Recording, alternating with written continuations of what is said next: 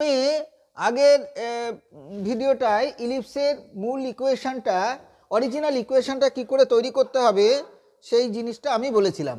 এখন অঙ্কগুলো করার ওয়ে এটাও তো তোমাকে জানতে হবে। ভালো করে শোন, এদিকে তাকা। অঙ্কগুলো করার ওয়েটা আমি বলছি। দেখো, ফার্স্টে এরকম আছে, এরকম একটা অঙ্কে দেওয়া আছে, মনে করো determination of the equation of the ellipse when the focus and directrix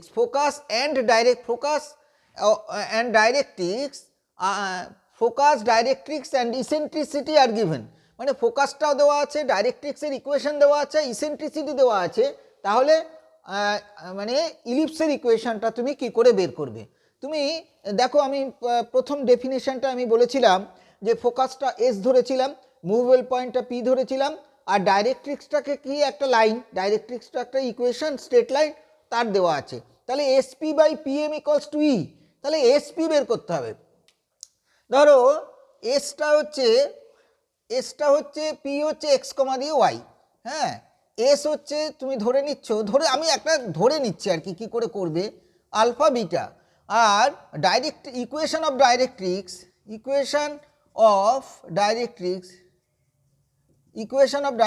হচ্ছে x plus b y plus c equals to 0। এটাকে তুমি, আর ইসেন্ট্রিসিটি দেওয়া আছে মনে করো হাফ।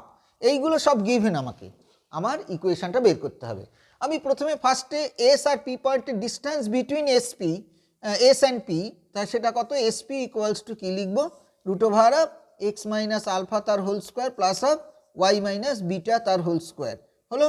পিএমটা কী করবো, পি পয়েন্ট থেকে ওই ডাইরেক্ট্রিক্সের পারপেন্ডিকুলার, তোমরা জানো পারপেন্ডিকুলার কী করে করতে হয়, x plus b y plus c divided by under root of a square plus b square.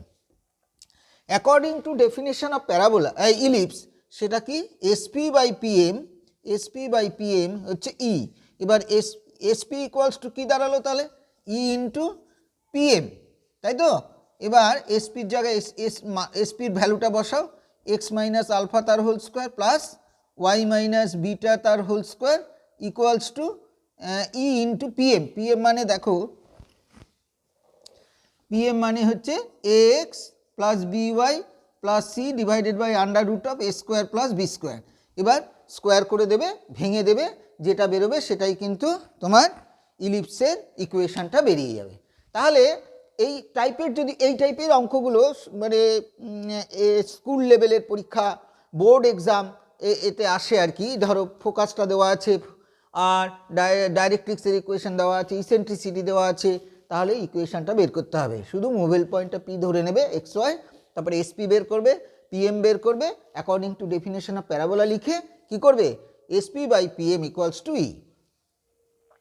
আমি আর একটা প্যারাবোলা যখন আমি বলেছিলাম বা সার্কেল বলেছিলাম, তার একটা কনিক সেকশনের ইকুয়েশন আছে, সেই ইকুয়েশনটাও আমি একটু বলে তোমাদের নজরে আনতে চাই।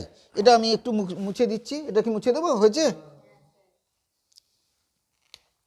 আমি লিখছি ইকুয়েশন অফ কনিক সেকশন, একটু তাড়াতাড়ি করো।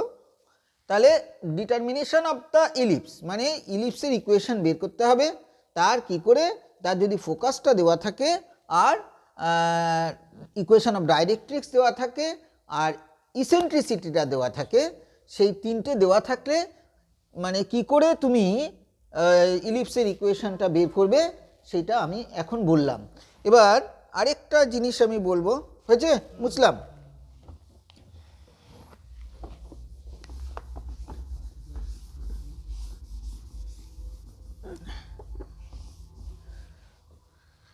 এবারে যেটা বলছি দেখো, আমি এই কনিক সেকশনের ইকুয়েশনটা, এইটা অবজেক্টিভে 1 নম্বরের অঙ্কগুলো আসে, 2hxy প্লাস 2gx, হ্যাঁ, plus 2fy plus c equals to 0, এটা আমি বলেছিলাম।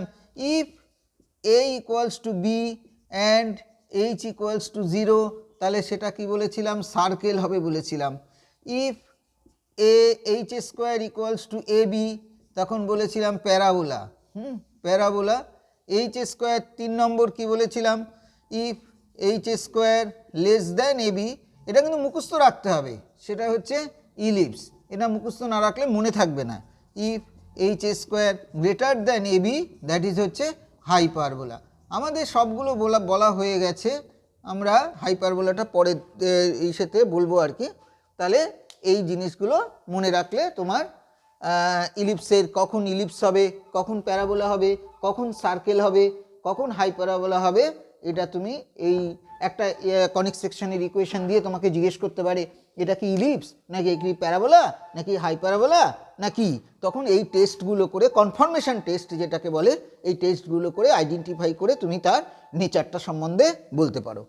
ঠিক আছে, এই তোরা লিখেছিস এটা